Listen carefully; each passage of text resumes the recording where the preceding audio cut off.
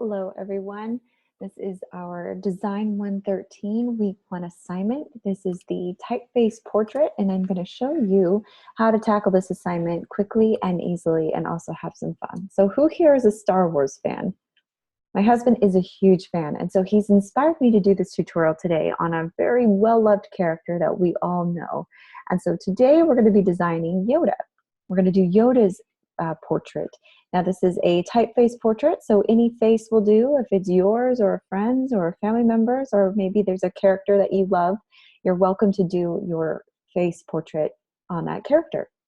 So just a few things before we jump in. Week 1 assignment is due Saturday at the end of the week before midnight. Make sure that this is the mountain time zone, so make sure that you know the time difference depending on the time zone you're in. We're going to tackle the learning objectives that are going to be covered in this tutorial. We're going to distinguish characteristics of a font to define the quality of its personality, and then produce creative imagery using only letter forms. So that means no illustrations, no pictures can be used for this assignment. We're going to use strictly the letter forms and the font families that are given. Now, if you'll look in your assignment 1, you'll notice that there is a, under the prompt, for this assignment, you're going to be creating an abstract portrait, an illustration of the typeface that you researched for your discussion. Remember discussion 1, we're going through it, talking about the history, the value of the typeface. And so there's a list given of classic fonts that you have to choose from to research for week 1's discussion. So there's about, say, 8 to 10 fonts that you can look through. And then we're going to pick one and design our typeface illustration in that. So because it's an illustration, you're going to be in Illustrator. So if you open up Illustrator and go to the very top of the screen where it says File and click on New, or Command N if you are on a Mac, that will bring up your new document dialog box. Your settings might look a little different than mine, but essentially this is just the new document dialog box, and you'll just click on either custom, or you can set the dimensions manually. Just make sure that the unit of increment of measurement that you're on is in inches. You can set it to many different ones, but make sure that yours says inches. Make sure that the orientation says portrait. You can choose between orientation of landscape and portrait, but just like Word, a Word document, you'll want it in portrait orientation. One artboard is just fine for this assignment. Usually if you were gonna do something with multiple pages, you'd need multiple artboards, but this is just a one artboard assignment. Don't worry about the bleed or any other settings on this for now. All we need to make sure is that we've got the width and height and the inches and the orientation. You'll go ahead and hit create. You can also, here up under preset details, give it a name. And remember, we're going to be naming our assignment. Let's see. We're going to be naming it DES113. Give it the proper name, Assignment 1. And then you'll need your first and last name. Okay? That's how we're going to be labeling our assignments. If it's an assessment, you'll put assessment and then the number, just so that we can keep everything straight, so nobody's assignments gets mixed up. So hit create when you're all set up, and then you'll have your single artboard look like this. If you want to zoom in and out, you're welcome to use your magnifying glass here at the bottom of your toolbar. This is your toolbar here. We'll go over more in depth in the lecture as far as tools are concerned, or you can, and then you select your magnifying glass, and you see that plus there means that it will zoom in when you click the mouse. If you want to zoom out, just hold down your Alt or Option button and click. And that will zoom you out. A quick keyboard shortcut for that is to hold down Command and minus, or Command and plus will zoom in. So that's just a kind of an easy way to do that. All right, so we talked about using Yoda as our demo. So what I'm going to do is pull up the picture that I grabbed. You might have seen this floating around on Google, or you might have seen Google images of it. I'm going to drag this in. Now I found this on Google. Oops. And what we're going to do with this Yoda, I can zoom out real quick. There we go. This is just an example of a typographic poster that was created from a marketing company, and they've done a series of typographic posters. I even love this. May the force of typography be with you. So this is a really cool introduction to what this assignment is about. So without further ado, I'm just going to kind of show this is what we're going to be doing. So I'm going to move it to the side here because you're going to be coming up with your own, but I'm showing you how to do essentially a very simple assignment. So what some people like to do is they like to put it on a layer, lock the layer, and then kind of trace it with the characters. But for ease and simplicity, I'm just going to move it to the side so we don't have to worry about locking layers. I'm just going to zoom in here. Now, remember, we're not allowed to use the type on a path tool or fill in space with typography. What we're going to be doing is just using these characters from that list of fonts that have been given to us under Assignment 1. What I'm going to do is I'm going to get my brackets all set up. So I'm going to grab this bracket here. And then we're going to learn how to create outlines. Right now, I've grabbed the type tool on my toolbar. Click and drag will draw a simple text box. Then you can type a character in it. You can highlight this character, and it's very editable. You can change the font size. You can change the font family that you're using. And you can do a lot of things, including editing it. However, we're going to use a technique called create outlines. And when you create outlines, it's no longer editable. It then becomes more of a vector. Vectors can't be edited, but they are extremely high res, and that's what logos are created out of. So I'm going to zoom in here. I'm going to use my selection tool, and with the type box selected, whatever's in my type box will be, the outlines will be created. So I won't be able to highlight this character anymore, but I'll go up to type, create outlines, if you can see that down there, drop down menu, and now it's kind of been rasterized. Now it's a vector.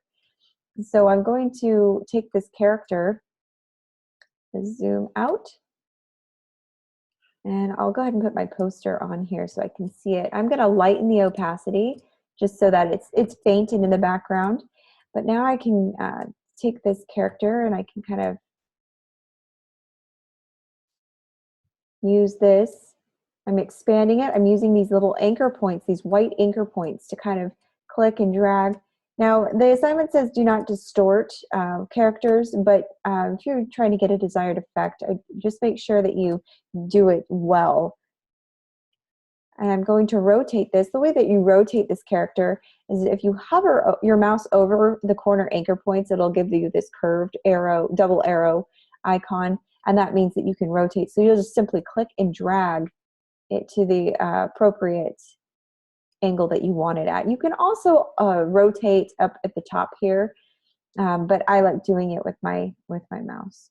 So now I've got the ears placed where I want it. Now I'm going to simply use parentheses. And that's another character in my type family.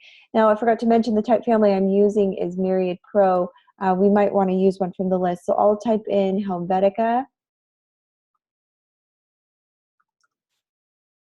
Okay. And I'm just going to use a regular. I have a regular here. Just use this one. Okay, and I'll use a parentheses, open parentheses, and I'm going to go to type, create outlines. So now it becomes a character, vectorized character, and I just simply rotate it.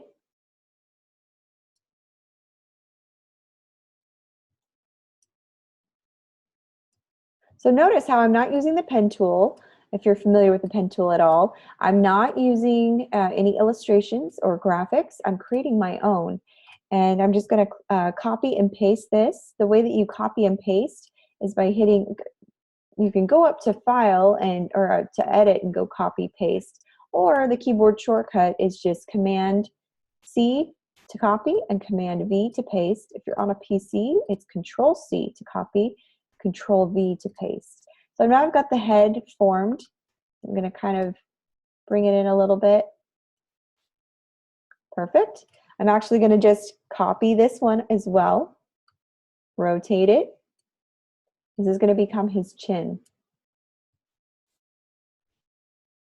I'm going to stretch it out a little bit and then kind of rotate it so it just right. He's already starting to come to life a little bit. In fact, I'm going to be using these parentheses quite a bit because he has them throughout his face. So I'm going to take this and create an eyebrow. Kind of rotate it and scale it back. Quick tip for you, if you're ever trying to resize an object or a picture or even a character once you've created the outlines, you're going to definitely want to make sure that you, when you're creating the outlines of the type, this is going to help you select size and rotate each letter form easily. So remember, do not distort the letter form. You need to hold down the Shift key down when you're resizing it to keep its aspects ratio intact. So we don't want to stretch or deform the character. Hold down Shift and I can kind of resize this object. Hold down the mouse, I can kind of rotate. I'm going to, if you hold down the Alt Option button and click and drag on an object, it will copy it. That's also a neat little trick. I'm going to create the eyes over here. I'm going to zoom in, holding down Command plus or Control plus on your keyboard. This will help you zoom in, kind of get that droopy eye effect.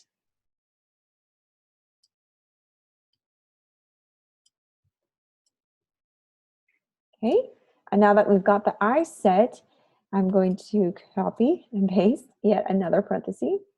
And we're going to rotate this to become his cheekbones.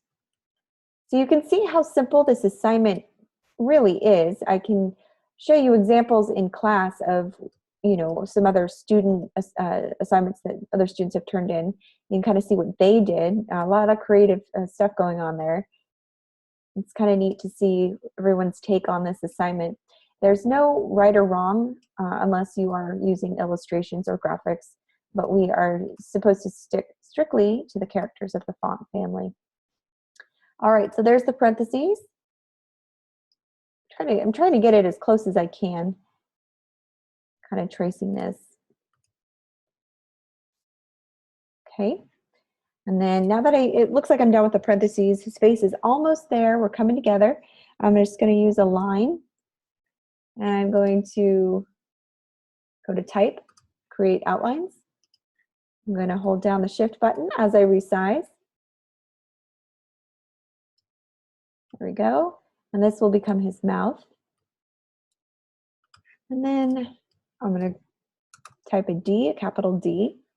Go to Type, Create Outlines.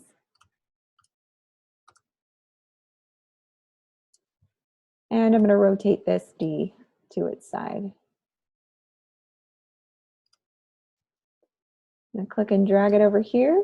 Hold down Shift as you click and drag on an anchor point, and that will constrain the proportions so that you don't skew or stretch your object. Okay, I've got his nose, and now I'm going to do his eyes. Now they're using a different font for his eyes. In fact, they're using several different fonts to create this face. I'm simply sticking to my font, which is Helvetica, so I won't be able to get it exactly right, but that's okay. It's just to show. Type, Create Outlines. Whoops, I'm going to undo that. In fact, before I create the outline, I'm going to use a bold, condensed for his eyes. And now I'll go to Type, Create Outlines. Because if you see, if I created the outline before I needed to change it to bold, I wouldn't have been able to do that. So this is going to help me before I use that next step. I'm going to hold down Shift to kind of resize his eyes where they need to be.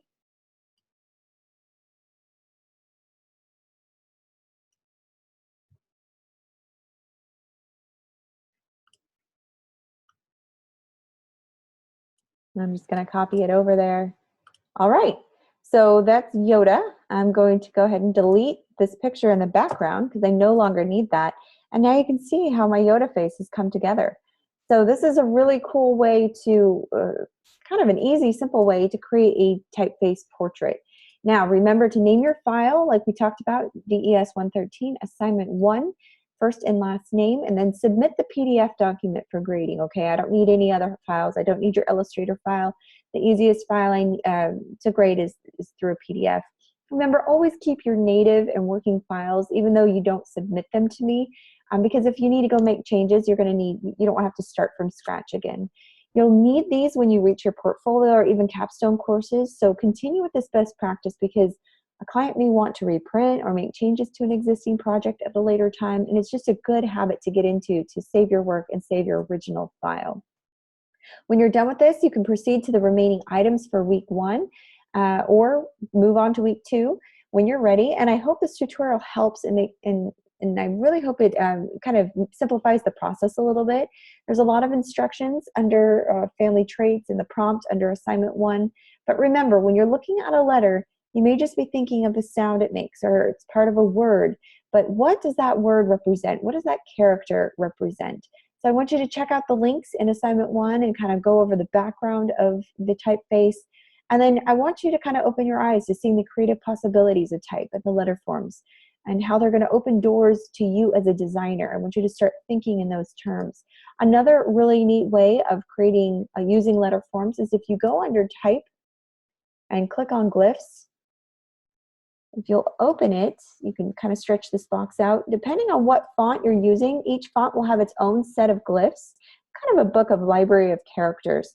There's lots of different things. Now, if I go to an older font, a font that's been around for forever, like Times New Roman, you'll see here how it has pages and pages of all these different characters. Really cool stuff. And if you browse through it, you might be able to find characters that you can use in your typeface portrait. But even scroll down further, there's other usable characters, recognizable characters, music notes, smiley faces, lots of neat glyphs that you might have seen but didn't know existed. Hearts, diamonds, music notes, sun, lots of neat things that you can use. So I want you to experiment. I want you to use either glyphs or the characters under the font family, but remember, no pencil, no typing on a path, no filling in your gaps. I want you to strictly use the characters in the font, create your outlines, and place it on your document. Don't forget to label what font you used on this. So for instance, I'll just type down here, I used Helvetica New, and I was, let's see, bold and regular. And you'll definitely want this to be in the font that you used. There we go. So this is essentially what it should look like, okay? And then you'll go to File, Save As. And you'll receive a dialog box that will pop up. And it'll ask you what you want to save it as. That's where you name it. And then you're going to tell it what kind of font extension or file extension you want. So here's the assignment. Down here under Format, you're going to click on Adobe PDF. And then it will automatically change up here, so you don't have to worry about changing that. And then save it somewhere where you'll remember, whether it's a class file. I usually save it to my desktop so I can know exactly where it's going. Hit Save. You'll just want small file size. This will help you in the upload process and help me in the download process, so it'll go quicker. And then you don't need anything else checked, really, and just hit Save PDF. It'll give you a little dialog box asking if you want to save this document to preserve the editing capabilities. But if you're saving it as, you don't have to worry about that. Hit Save PDF, and off you go. So I really hope this helps. May the force be with you, and please remember to email me if you have any questions at all. Thanks so much.